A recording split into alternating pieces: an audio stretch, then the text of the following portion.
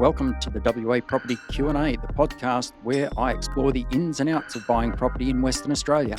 I'm your host, Peter Fletcher, and each week I interview local property experts to help you to develop a deep understanding of the nuances of buying property in WA. From market trends to legal considerations, no topic is off limits. But before we dive in, a friendly reminder. While we provide valuable information, it's important to note that nothing discussed in this podcast should be construed as personal investment advice. Always remember to seek the appropriate professional advice for your specific circumstances. Now, let's get started and unlock the secrets to successful property buying in WA. Welcome, Ches Rafferty. Good to have you on again. Absolutely. Good to be here. Last time we were talking about AML-CTF. We did cover a bit of that, and I think sort of best practice in general. So a lot's changed, right, hasn't it, in that 12 months? Yeah. It was around cybersecurity last time, wasn't it? That's right. Yeah. And that property theft that didn't quite happen, almost happened. Yep. But this time we want to talk specifically about AML-CTF. We sure do. Probably one of the most significant changes to happen to the real estate industry for quite a number of years. Yes. Right. Let's start off by clearing it up. What the hell is AML-CTF, Ches? Okay. So AML-CTF stands for Anti-Money Laundering and Counter-Terrorism Financing. Okay. So in simple terms, it's an expansion of a federal act to minimise those two things, which is obviously money laundering and terrorism funding. It's what you might remember you might experience from a few things. When you get asked, for example, if you leave Australia, do you have $10,000 or more when you leave? That's under the same system. Also, when you sign up for a bank account or an online gaming account or a international remittance company, you get asked to identify yourself to a certain standard. That has now changed to meet a broader international standard, which will now mean that real estate agents, conveyancers, lawyers, accountants, companies that set up, organisations that set up companies and trusts, and bullion and precious gems dealers will effectively need to do the same standard as those other organisations like banks have been doing for sort of 15, 20 years now. Mm-hmm. Okay, and so for the purposes of this podcast, the groups that we're interested in are conveyancers and real estate agents. Is that right? That's correct. So very clearly, it's only for property transfers and sales. So it's not for property management. So to make that clear, property managers won't fit under this. But for property sales and conveyancers obviously transferring property, they will absolutely be subject to this new regime, which comes in 1st of July 2026. Approximately 12 months away. Yeah, just over. Okay. Now, tell me how is it that conveyancers and real estate agents are going to be affected by these changes? Yeah, so broadly, there's a few key things. So specifically, I guess, all businesses who fit under this, as we've just described, it's effectively virtually all real estate agents, and it is all conveyancers, will need to put together what's known as an AML-CTF program. We'll probably cover it in a bit more detail, so I won't sort of go into too much of that just now. They'll need to do what's known as customer due diligence on their customers. So that's to actually identify who is the person or people behind buying the property. So as you can imagine, very, very simple. If it's a, traditional husband and wife buying a property, a lot more confusing if you can think of things like an international buyer that might have a corporate or trust structure or corporate and trust structure behind it. It starts to get a lot more complicated. And then in the event that the behaviour of those individuals purchasing the property is suspicious, then to file reports with AUSTRAC to identify that the behaviour of those people involved in the transaction was unusual. That's sort of your key obligations. Okay, so let's dig into the weeds a bit, because I don't mind getting into the weeds. Totally. Ches.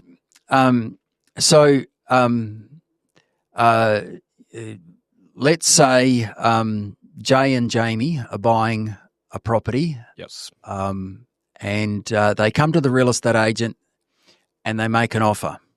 Yes. And at what point is the real estate agent going to have to do their customer due diligence on Jay and Jamie?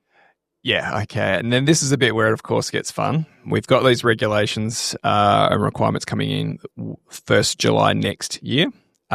We don't necessarily have all the detailed information from AUSTRAC yet of exactly what and when this needs to occur. That will be released January next year.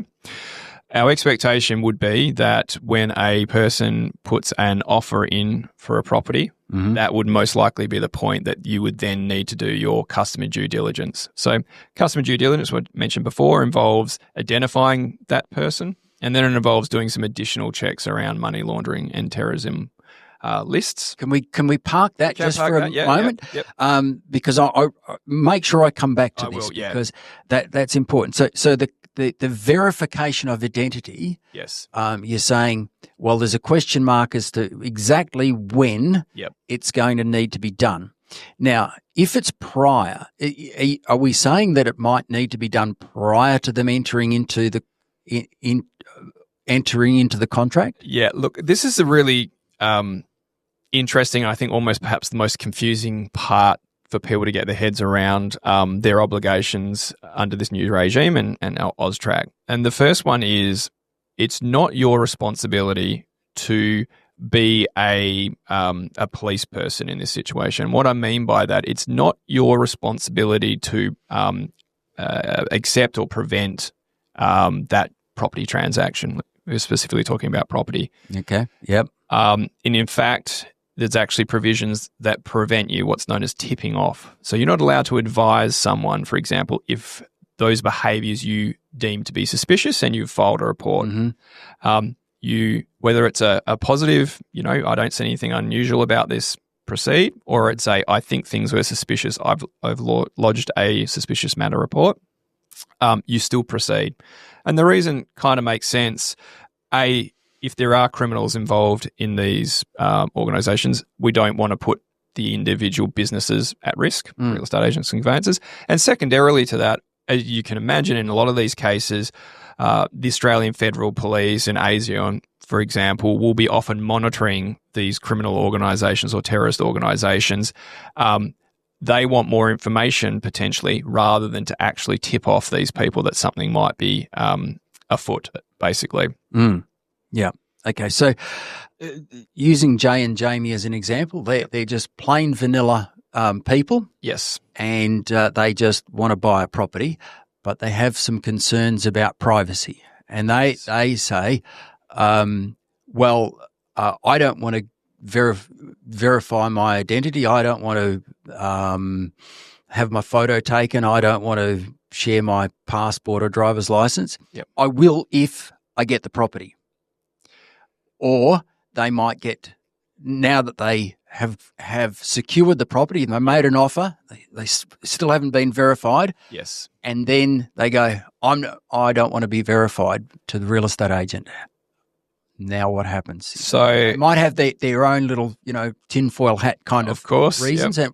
And possibly that's even insulting to people who have genuine privacy concerns, and I respect that. So let's rephrase that and then say, for people who have genuine privacy concerns and don't want to be verified, what happens next? Yeah, well, to answer you, to take it all the way back, I guess, to the beginning, is the responsibility lies with the what's known as the program officer, which in many businesses is likely to be the director, CEO, the principal, sole traders will be the sole trader. Whoever that person is, and that's identified with AUSTRAC, has ultimate responsibility for that. That is, if they fail to meet their obligations, they have breached their AUSTRAC requirements. And I guess this is where the excuse that they didn't want to do it will not pass muster. Yes. Because it was your responsibility to do it, which is why some of these questions about when and where you do it, there may be legal decisions, whereas AUSTRAC may say we don't mind where you do it. But from your perspective, you may not want to take the risk. And you may simply say, if you do not do your identity verification, your customer due diligence now, we will not proceed with signing this agreement. That's your decision. You have the right to privacy. You also have the right to not purchase a property. Wow. Yeah. Okay, that Yep. works. Mm-hmm. Because you can imagine, of course, what would every criminal say? I don't want to provide information. I don't want to provide identity. So I think reasonably fairly, AUSTRAC has to be very black and white on that there is no grey area of, well, people didn't want to do it, or apparently now they can't find their passport or driver's license. They've got no identity on them. I think that's just a point. If I was a real estate agent, my personal opinion would just be to be black and white. It's a government regulation. By all means, do not give me your ID. By all means, I will not be getting a sale agreement from you. Now, if someone wants to tinfoil it all away, that's their choice. But unfortunately, fortunately, whichever you want to look at it, we live in a society with laws. There's lots of laws I'm sure all of us would like to not do. We've all done, I'm not talking about serious ones, but I don't know. I don't want to pay a parking fine if I forget 5 minutes late, but the law's the law. You cop the penalty. And again, I think perhaps taking one giant step back, these laws aren't just to add more compliance and risk mitigation issues. These are about genuinely trying to prevent serious crime. Like if you money laundering sounds all very, I don't know, harmless, right? Kind of like that Breaking Bad. It kind of like, they got away with it. 100%, yeah. But then if you seriously think about what's behind money laundering, like we're talking about child exploitation. We're talking about human trafficking. We're talking about, drugs. We're talking about standover tactics. We're talking about all kinds of behaviours that I can't think any sensible person would think is a good idea to have in our society. And I think another really important one to note, Australia's not coming to this first. In fact, I'd go as far as to say Australia's virtually coming to this last. UK, we've been a bit behind the pace. We have been incredibly behind the pace. I think we agreed to do this in 2011. UK implemented it in 2017. New Zealand implemented it in 2019. So we're doing it in 2026. So we're 7 years behind a country, and I'm not being disrespectful of New Zealand, but a country that is 1/5, 1/6 of our size and population managed to pull it off 6 years, 7 years before we did. So it's certainly, you do hear a bit of Chicken Little, like, that's it, every real estate agent's going to shut down, lawyers will shut down, and you say, no, they won't. They won't. So I think you're right in saying real estate agents will be better off saying, verify your identity. Once you're verified your identity, then you can make an offer. Yes. The advantage of doing that is the name on the offer will be accurate. Absolutely. Yes. Which it's often not now. That's absolutely right. And again, if anything is to change, if someone gives you one name, obviously if they give you John and the name and the ID is Jonathan, fair enough. But if they give you the name, Peter, and then you get a name David coming up later, you might want to, and if it's Peter David, you might understand why. But if there's no David on there, well, hang on, why are you using this name David? These are the types of behaviours that you might then go, well, you know what, I'm going to put a suspicious matter report in because this guy kept saying his name was David. He's given me his ID. There's no mention of David anywhere in his name. Something feels not quite right here, and I'm going to, again, submit one of these reports. Yeah. Okay. So there's a case for verification of identity up front. Yep. And that will probably work. There'll be some rejigging of some processes. Yes. Integrations of verification of identity platforms, yours included, into things like offer platforms, REI forms, that sort of thing. Yeah, absolutely. We'll be looking at partner. There's some work to do. Yep, there's some work to do. Yep. And there is some expansion on your classic verification of identity, which I guess is more simply, generally it's a few pieces to it, but generally is that person real and do they belong to the IDs presented? So some biometric analysis on the faces on that, and also taking that information and doing some back to source verifications. Is that Western Australian driver's license data or details matching to what's on the Western Australian driver's license database? You have to expand that further, which is to do what's known as sanctions and politically exposed persons checks. So that sanctions are you actually on any of these money laundering watch lists? Every country in the world has them. money laundering and terrorism watch lists. And then the second one is what's known as politically exposed persons checklists. I won't go into it because it's quite complex, but in simple terms, is the person you're dealing with a person in a position of authority, think anything from a judge to a politician, who could be subject to corruption. So the classic example I give to someone is imagine a UK Supreme Court judge is buying a house in Australia. They would be very well off because of their career and even what they're getting paid as a UK Supreme Court judge. Buy a $2 million house in Margaret River, if you could find one for that price. If you saw someone perhaps from a poorer third world country who's a judge and their salary is supposed to be 25,000 Australian dollars a year, buying a $2 million house in Margaret River, probably want to ask a lot more questions. Won't go into really more detail than that, but that's some of the other things that, again, you'll need to provide those suspicious matter reports. Now, those, there'd be people listening to this going, how would I know if somebody's politically exposed? How would I know if they are on some sort of counter-terrorism watch list? How's that? Are there going to be platforms that will address that issue? Yeah, look, and, not to go on, promote that program. Get into it. Something that we already do for other clients, and it's built into our core systems, already used by real estate agents and conveyancers currently. It's not turned on for those industries because, as I said, there's no requirement for it. But that will simply be another check in our system to say we've done these other checks and there's nothing to return, or alternatively, we've returned this, we've seen a match, it seems suspicious. And will that give the real estate agent or the conveyancer safe harbour? So if I run a client through the system that you've developed, yes, and it comes back as saying, yep, this client is good to go, not politically exposed, not on a counter-terrorism watch list, and 2 months later it is revealed that they actually were. Yes, is that going to give us safe harbour to say, we did all of our checks? Yeah. What will give you safe harbour? And this is a really tough question to ask, isn't it? It is a tough question. It's a curly question. So, and I hope none of this I'm trying to appear like I'm trying to evade the questions when I answer it.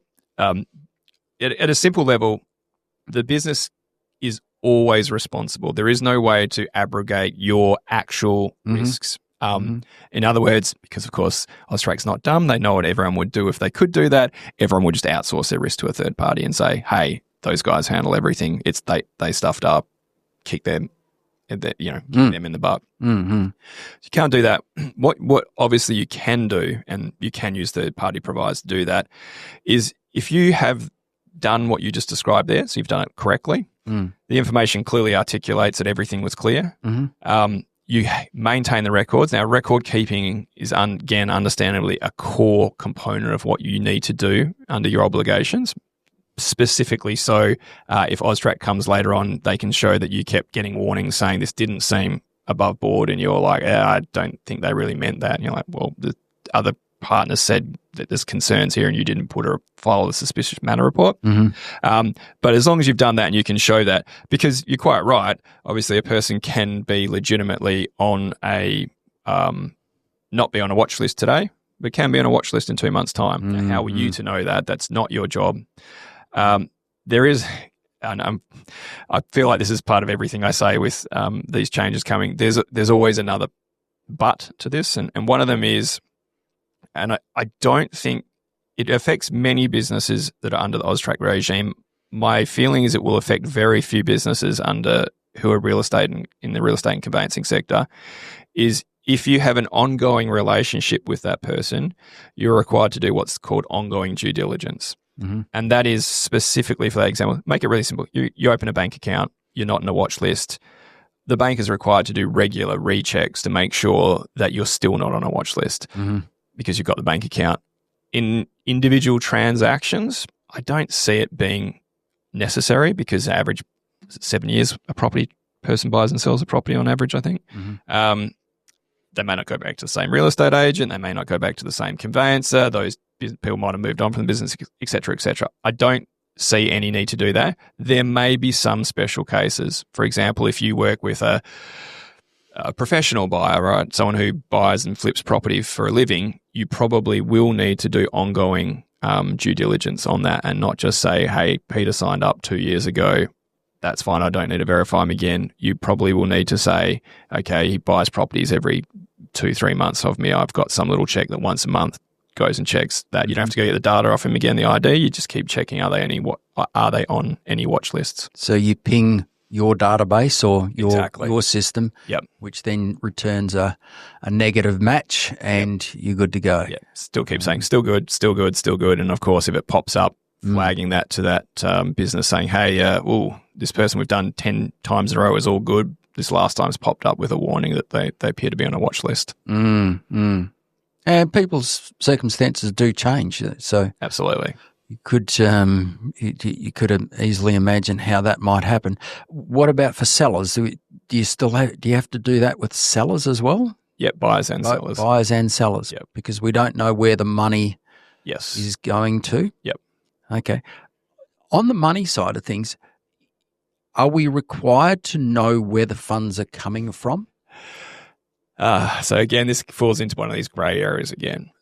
If the way that money is coming appears to be non-suspicious, then you do not need to. So a simple example, I just sold a house with an agency. They know that I, sold it for $1.5 million. Mm-hmm. Now I'm buying a $1.55 million house, and how you're forwarding it, I'm forwarding it from the money from my last house plus a loan from my bank. Okay, pretty straightforward.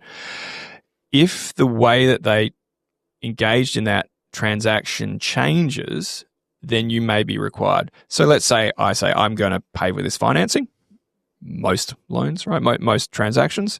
And then I suddenly come to you 3 or 4 days out from perhaps at settling and go, you know what, actually I just think I'll pay cash for that $1.5 million house. Mm-hmm. That's a very unusual position to go from I'm going to get financing to I'm going to pay cash. That's quite a change. In that case, you might want to ask, where did that come from? Now, maybe they sold the business recently. Maybe they had other investment properties, in which case you get that information, the source of their funds, and you put that into it, and then you decide that feels normal, or if it still seems suspicious, it hasn't truly answered that, you would need to then provide another suspicious matter report. So this little area here is going to throw up some real ethical problems, and let me explain. Yep, absolutely. So I was involved in a transaction 18 months ago.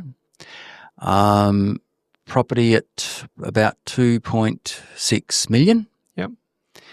And competitive offer situation, and my client made an offer of 2.6 million cash. Yep.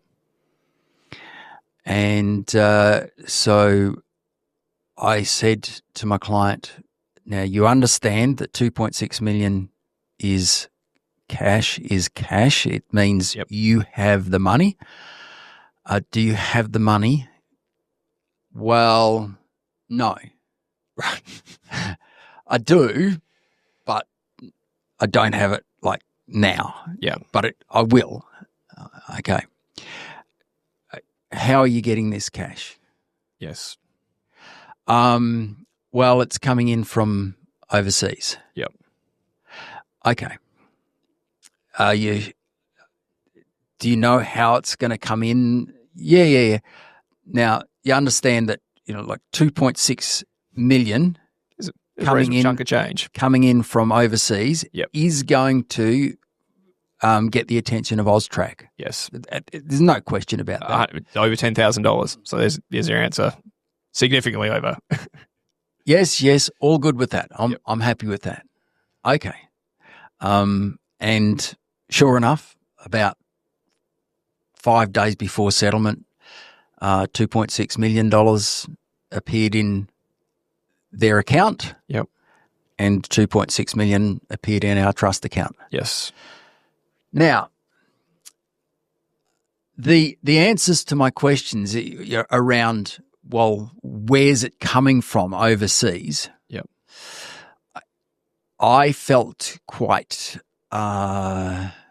Well, there was part of me that thought, is this legit? Yep.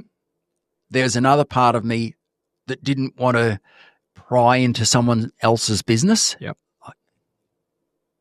People have overseas businesses. I know this person was connected to overseas and both through birth and through family and business connections. So 100% could be legitimate. Yeah. And this person, I would class them as a mate. Yeah. Like not a close mate, but, somebody I could go to the pub with and have a beer with. Yeah. So there's the scenario. Yes. Look, what's the, how do we play that? Yeah. Now, I think first of all, I think sometimes it's easier when there is actually clear government regulation, because it's not so much you asking as an individual from someone. You're stating this is a legal requirement. Here it is, very clear in the Act that this is something I need to do. So I think that can sometimes help.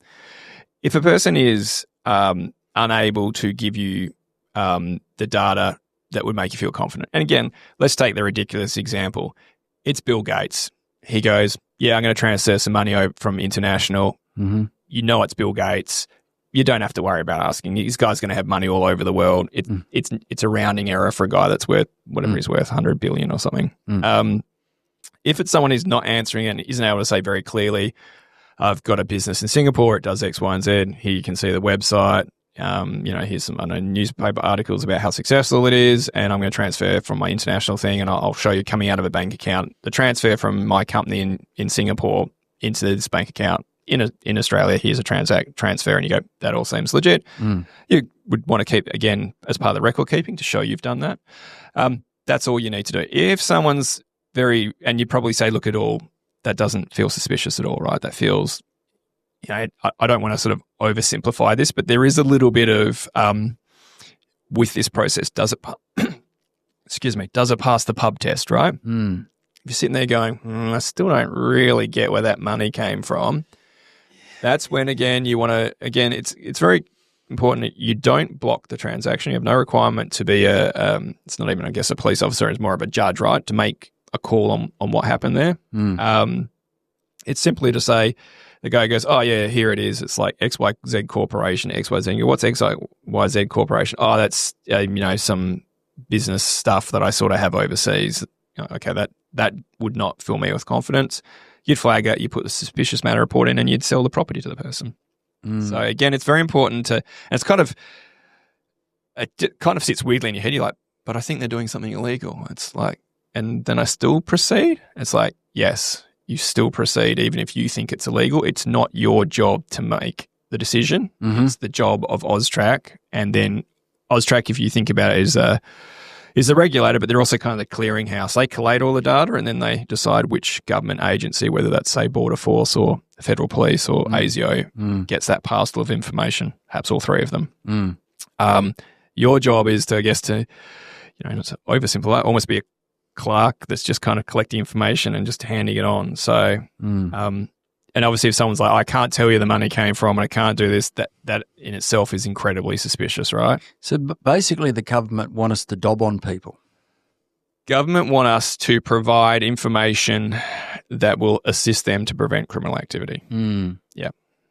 Call it dobbing. Again, to my earlier comment, if you really dial this back, yes, there is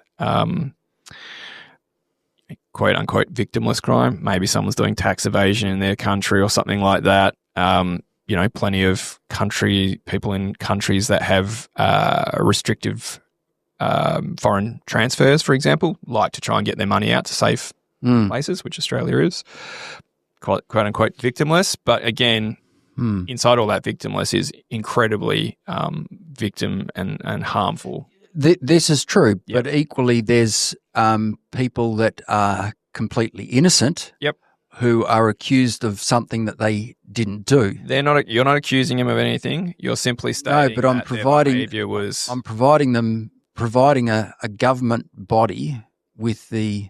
Sure, but let's say... with the tip-off? I don't know. You see me doing something weird at my house and you ring the police and the police come around and I'm like, I don't know. Looks like he was doing something really weird. He's got his white powder everywhere and it's going everywhere. And the cops come around and go, oh, man, I'm trying to plaster my bloody house and look at this mess. I've got white powder going everywhere. It's not a cocaine operation in my whatever. Yes, you've dobbed me in. The police come around. They look and go, this guy's just got plaster all in his it's about making that. But in the case where I have got massive amounts of cocaine, we're preventing those illegal drugs going onto our street. So it's not our job. It's our job to report suspicious behaviour. What was the one we had a lot around 9/11? If you see something, say something. It's that sort of mindset. I imagine, without knowing any of the numbers, that 99% of stuff that goes into AUSTRAC just goes into a giant shredder at the end of it, effectively, in the sense that they're like, what's this? No, that's just a guy transferring money. I imagine a very, very tiny percentage of that is ones where AUSTRAC is like, this doesn't make sense. Let's follow this up, or give it, as I said, to those agencies to follow up to try and determine if there's illegal behaviour. Okay, so let's say that these regulations were already in effect. Yes. And I've done this transaction that I just described. Yep. And let's say my mate was actually laundering money. Yep. And I didn't file a report, didn't do my stuff. What happens to me then? That would be a bad idea. So AUSTRAC is a incredibly powerful agency, not well known. The powers they have under the Act are vast. So first one that's really, really quite full on is they have the capacity to put criminal charges, not just civil charges, on you. So that is failing to submit a suspicious matter, for example. Again, AUSTRAC's not coming over someone making a simple mistake and forgetting to do something, right? But deliberate, egregious behaviour, they have the right to do. Okay, what if my mistake was simple? Yep. And it was like I thought it, like I assessed it. I go, I actually think this guy's legit. Yep. I'm not going to put in a report. Yeah. And so I've done what I think is right.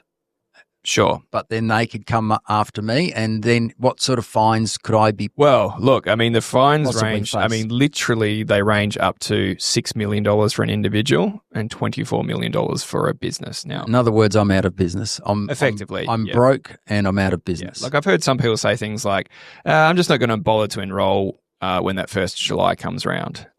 If you just not enrolling, they're entitled to charge you penalties of like tens of thousands of dollars a day, every day that you're not enrolled. Right. So you've got to enroll in this thing. Yes. And there's a second word for. Okay. So this one, enroll and register. Good news is you don't have to worry about the register.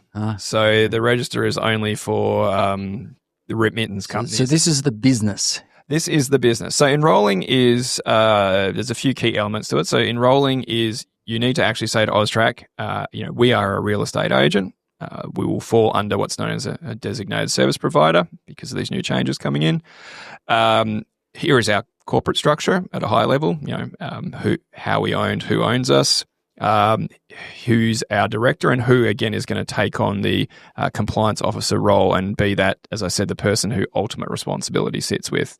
Now, in large organisations, let's take your Commonwealth banks, for example, or a big remittance company.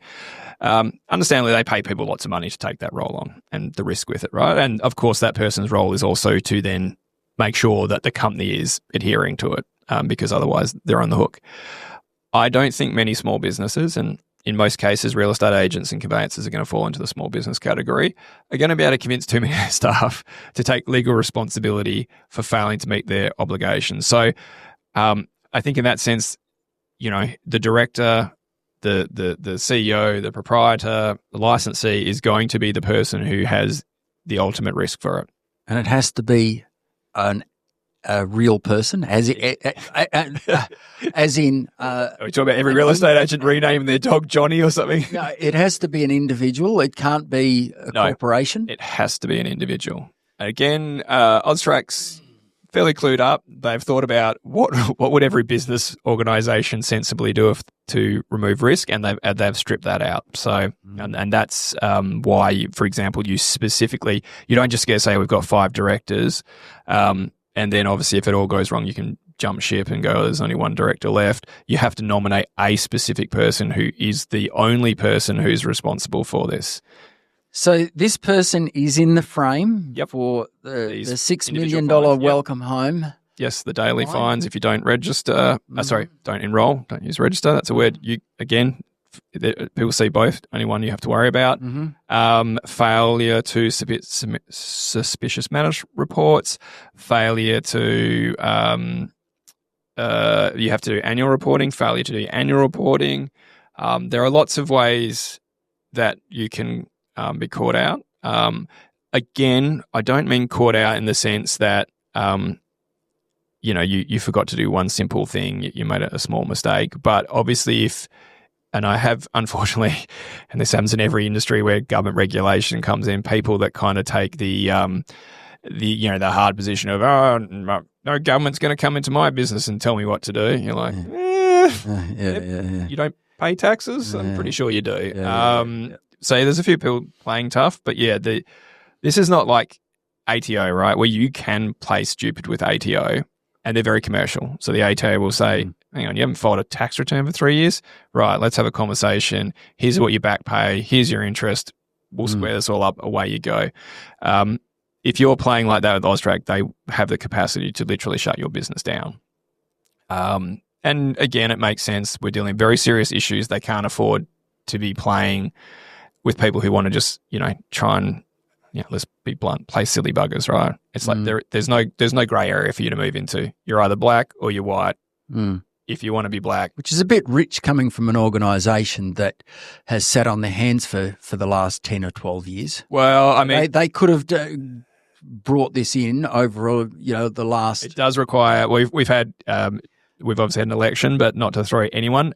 Multiple successive governments of all persuasions have not been convinced to bring this in. So AUSTRAC is obviously a regulator, but they can only regulate the laws that the Parliament puts in. And until November last year, those laws had never been passed. So the regulator had no capacity to do anything. I'm sure they advised government, hey, this looks pretty poor. The rest of the world's already done this. Our closest neighbour and ally did it 5 years ago, 6 years ago. UK, one of our closest allies, did it, coming up 8 years ago. But unfortunately, if the government doesn't pass it, then we just sit there looking a bit silly. So back to Jay and Jamie. Yep. They've bought this property, done the due diligence on them, and back to my example. Yes. And I I do my due diligence. I fail to submit a suspicious matter report. Yep.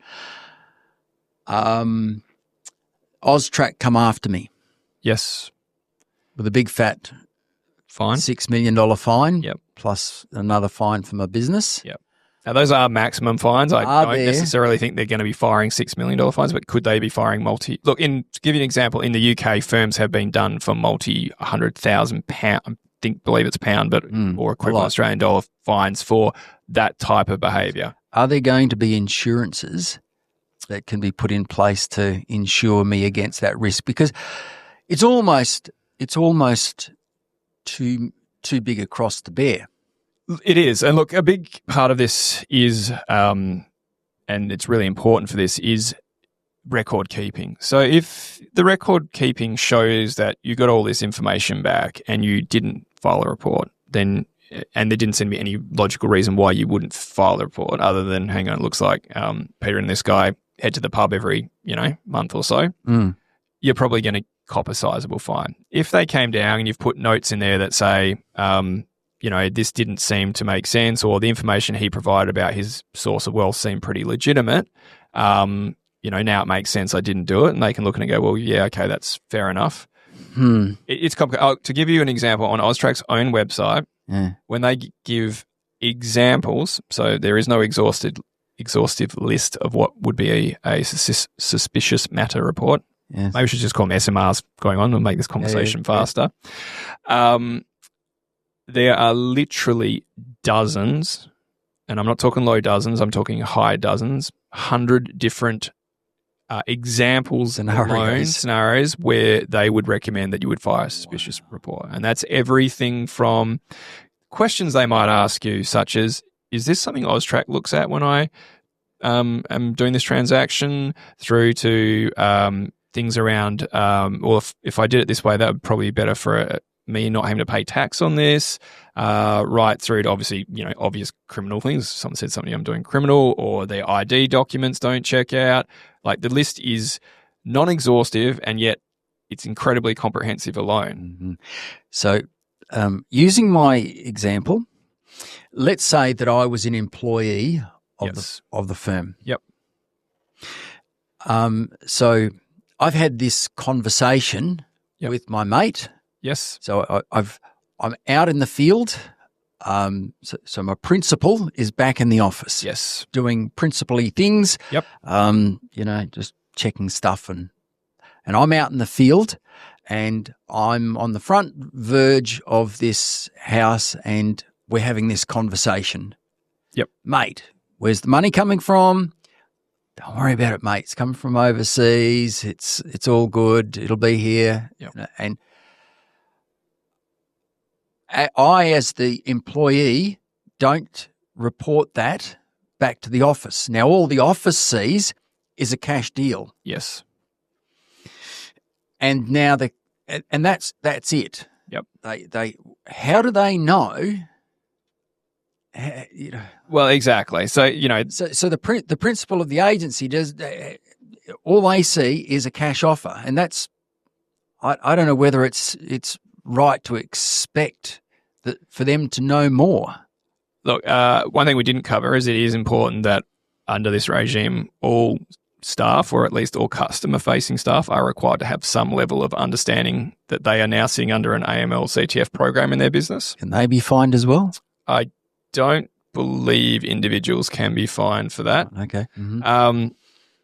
But they have a requirement at least to report to you if perhaps the other way around. The guy came in, he was talking to me, I'm the receptionist, and he started asking about how we could send the money in different ways, and could he come down here with just cash instead of paying this. That front level employee facing customer has a responsibility to take that up business and say, oh, he came in actually and just said something really weird about how he wanted to bring in a briefcase of cash instead. And I said, I don't think we do that, but I want to let you know. Then you again would be in your obligation, of course, if AUSTRAC came along and then having to ask your employee, and, I told Peter quite clearly he said he wanted to pay cash. Again, that would fall back on yourself. So, AUSTRAC is not stupid. They're aware that criminals, definitely the wrong word to use. They expect criminals are likely to be somewhat self-aware of AUSTRAC and to try and probably ask things intelligently, which is, I think, why they cast this net so wide of, here's anything that might fall under suspicious.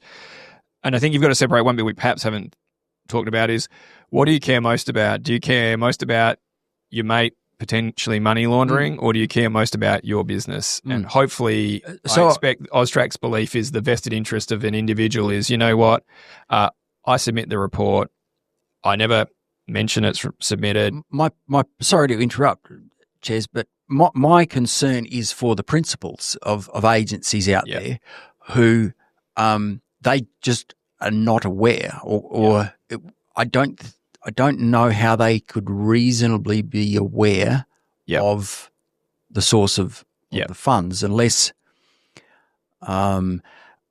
of course, it gets pushed to, as often is the case, the settlement agent. Yes. So, and again, partly why there is the top and tail of the real estate transaction has both been included in this process, I believe at least, is to have that backstop, right? We're getting two bites of the cherry, so to speak. We have the real estate agent at the front doing it, and then we have the settlement agent in the back. And then hopefully, if this person is doing suspicious behaviour, one or both sides pick that up and send that through. So that's probably why they have this stopgate procedure, because you can imagine the flip side is, why not just let settlement agents handle it all?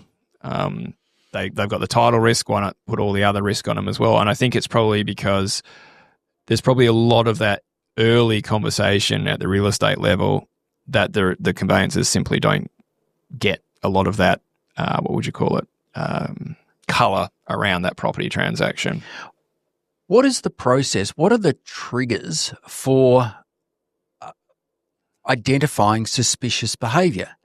So as a settlement agent, yep, we're sitting on a $2.6 million cash transaction. Yes.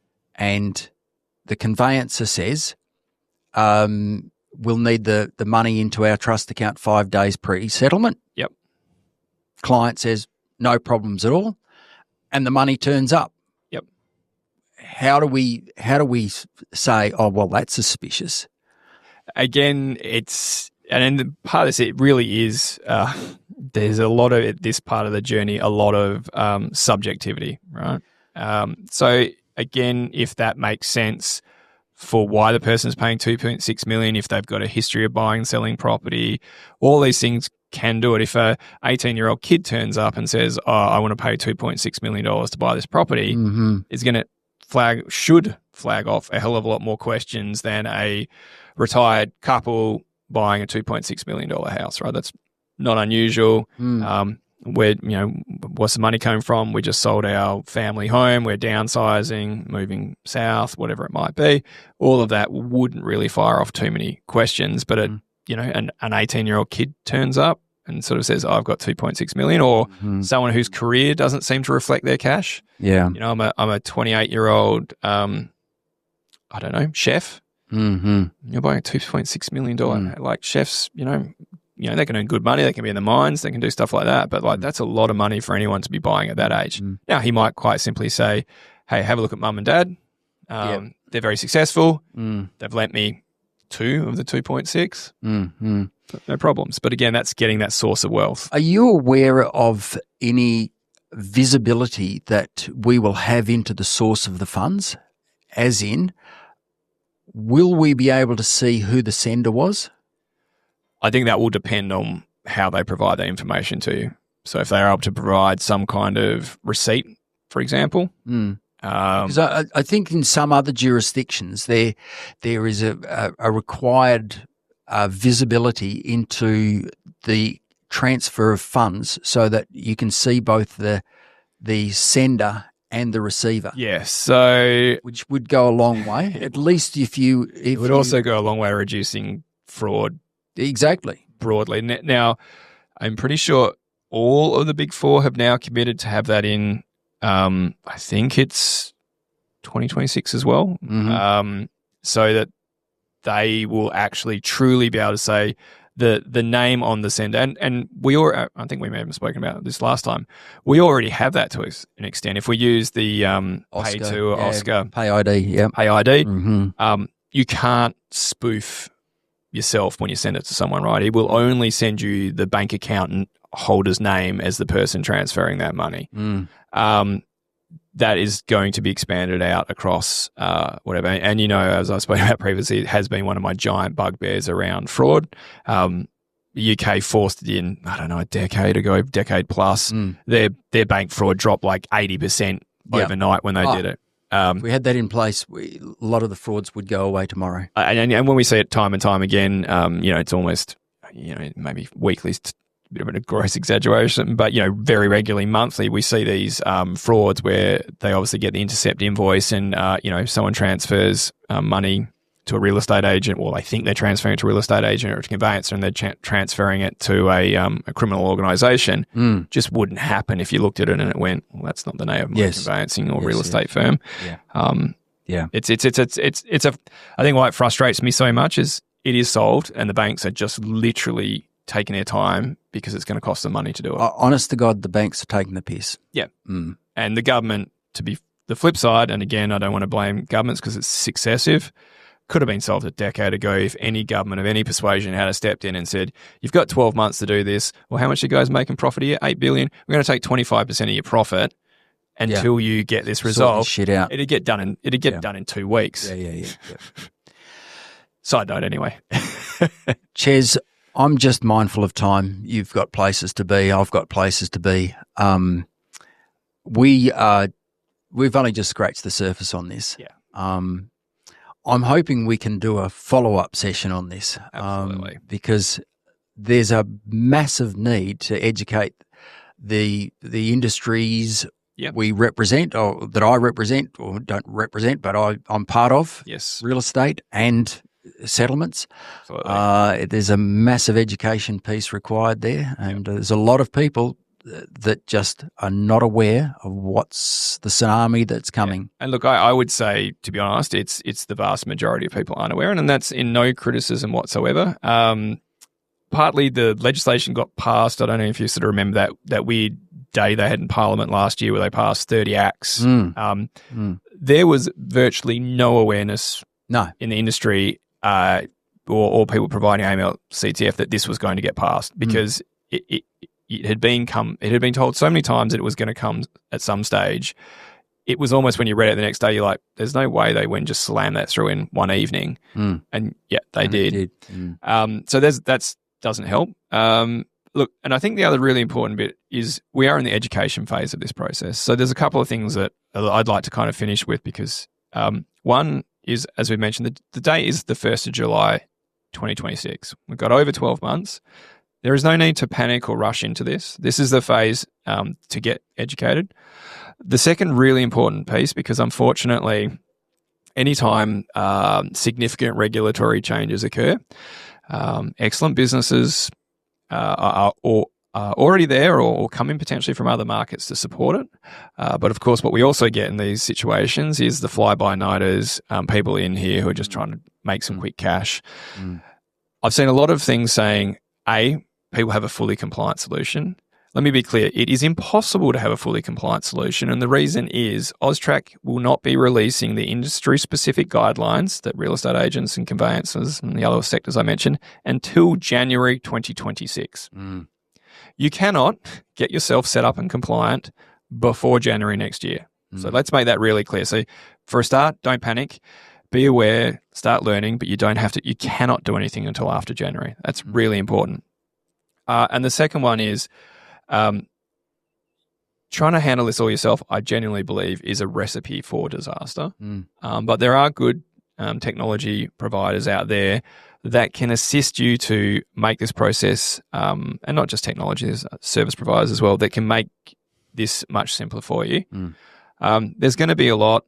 Do your research, find trusted businesses, be aware, of course, of the classic you pay for what you get. So some of these fly-by-nighters will come in and tell you they're going to solve everything and it's going to cost peanuts.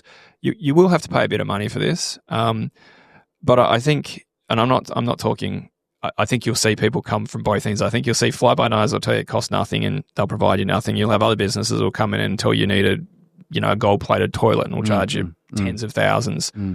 Just take your time. Look what's happening. And again, you cannot do anything before January. I would also caveat that very carefully.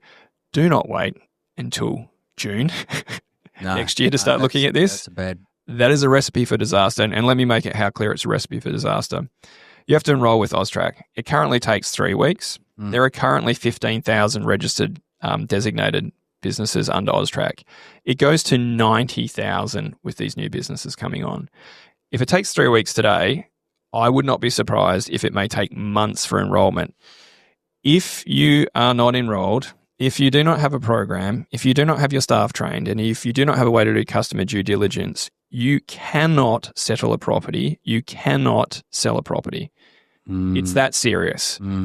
So whilst I want to say don't panic, you've also got to be smart. Start moving, start planning. So in, say, February or March, you're making those decisions, giving yourself a really nice window so that you can roll in. You're already set up. Everything's in place. You might even start doing this before July so that when July 1 comes around, you're like, we've been doing it for 6 weeks. Everyone in the team knows the process.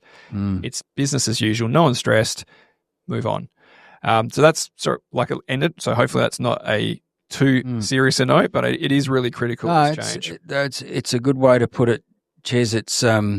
It's start doing stuff now. Yes. Educate yourself, start preparing, get yourself enrolled when you can, and start some sort of compliance program. Now, you guys are building a platform. Is that right? Or we are, yeah. So we'll be announcing it very shortly, but it will be an end-to-end tranche to AML-CTF compliant program. And what we mean by end-to-end, there are certain elements that a business has to do directly that we can't be part of. For example, enrolling, but we will assist businesses to make sure they enroll correctly. But helping create a tailored program that you need, helping make sure that tailored program and your customer due diligence match up, having that technology when these matters we believe are suspicious, giving you advice around why we think they're suspicious and why we'd advise that you put a report in. As I said, it's technology. We can't see those conversations you've had. So you've got to have that awareness of I felt uncomfortable about this conversation. I'm going to flag that and file a report. And then again, making sure all that record keeping is in one place. And then also assisting with that annual compliance requirement that you have to do as well. And again, the annual compliance requirement, I think currently sits around 100 questions. So it's quite a detailed annual compliance obligation you have. We'll be announcing that very shortly. We're getting a lot of excitement around it because some providers out there only do certain elements of this. They might only help build a program, or they might only help do the customer due diligence. But I believe that Complexity is going to be managing all those different elements, and that's why we want an end-to-end solution. Well, I'm excited to see it, Ches, when it rolls out. You'll be the first to see it. Excellent. All right. Thanks so much for your time, and I'll see you on the next episode. Sounds good. Always a real pleasure having these chats. Good, Ches. Thank you. And that wraps up another episode of the WA Property Q&A. We hope you found our discussion valuable and gained some valuable insights into the world of property buying in Western Australia. Remember, while we strive to provide useful information, it's crucial to consult with the appropriate professionals before making any investment decisions. Don't forget to tune in next week for another exciting episode where we continue to unravel the mysteries of the WA property market. If you have any questions or topic suggestions, feel free to reach out to us. Until then, happy property hunting, and remember to seek the right advice for your personal circumstances. Thank you for listening.